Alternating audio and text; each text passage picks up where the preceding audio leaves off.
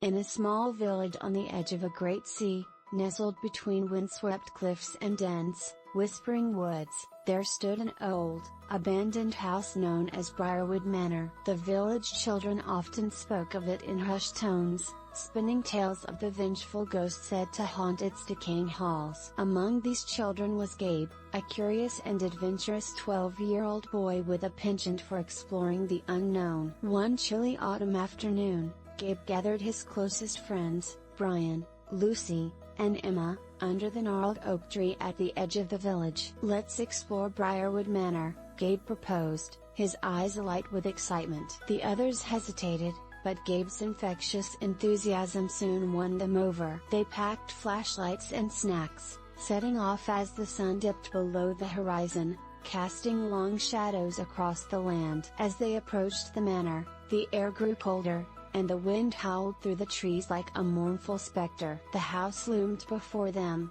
its windows like dark, unblinking eyes. Gabe pushed open the creaking gate, and they stepped onto the overgrown path leading to the front door. Inside, the manor was a labyrinth of dust and shadows.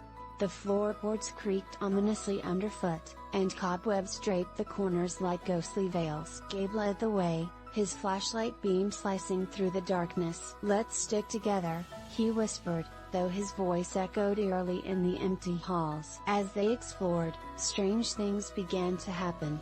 A chill seemed to follow them, and whispers echoed from unseen corners. In the parlor, a portrait of a stern-looking woman seemed to watch their every move. Brian, the most skeptical of the group, scoffed at the tales of ghosts, but even he couldn't deny the unsettling feeling that pervaded the air. The conflict escalated when they heard a sudden crash from the upper floor.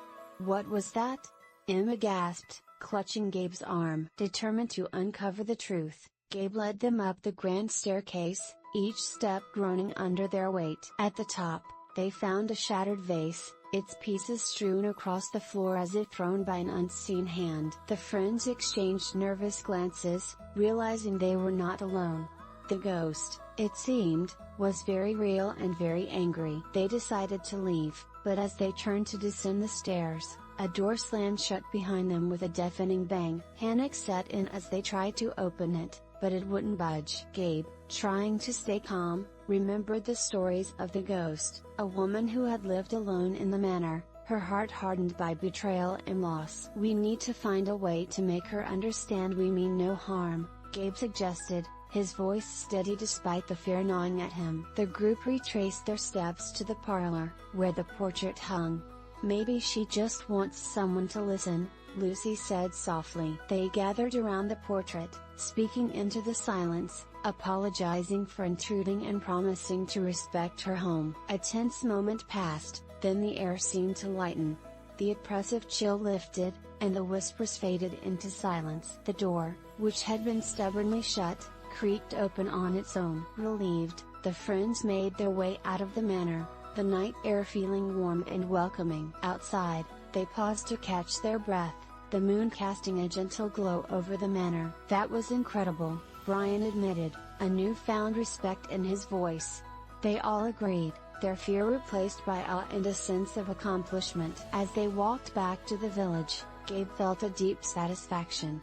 They had faced their fears and uncovered the truth behind the ghostly tales. Briarwood Manor, once a place of dread, was now a part of their shared adventure, a story of courage and friendship. From that day on, the friends would often talk about their night at Briarwood Manor, the haunted house that had become a place of mystery and understanding. And though the ghost presence lingered in the shadows, it was no longer a source of fear, but a reminder